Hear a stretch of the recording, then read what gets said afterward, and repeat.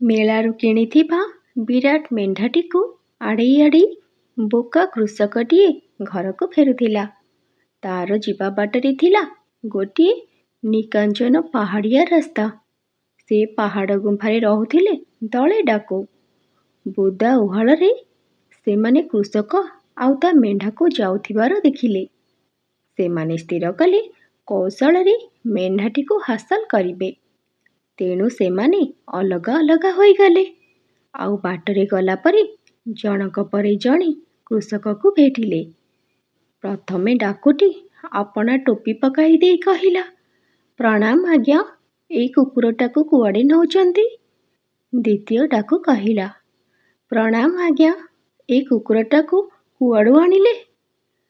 କିଛି ସମୟ ପରେ ତୃତୀୟ ଡାକୁଟି କୃଷକକୁ ଅଟକାଇ ତାଙ୍କର ଅସ୍ତ୍ର କେଉଁଠି ଅଛି ବୋଲି ଉଣ୍ଡାଳିଲା ଆଉ କହିଲା, ଶିକାରକୁ ନ ଯାଉଥିଲେ ଏଭଳି କୁକୁରକୁ ନିଅନ୍ତି ନାହିଁ।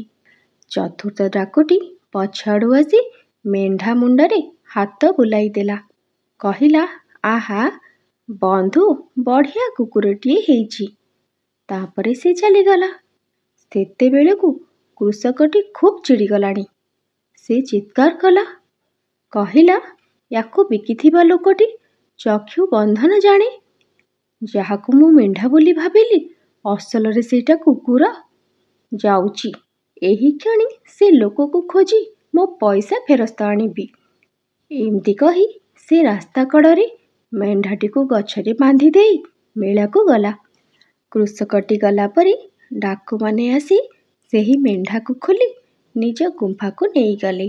ପ୍ରତିଦିନ ଏହିପରି ସୁନ୍ଦର ସୁନ୍ଦର କାହାଣୀ ଦେଖିବା ପାଇଁ ମୋ ଚ୍ୟାନେଲକୁ ସବସ୍କ୍ରାଇବ୍ କରନ୍ତୁ।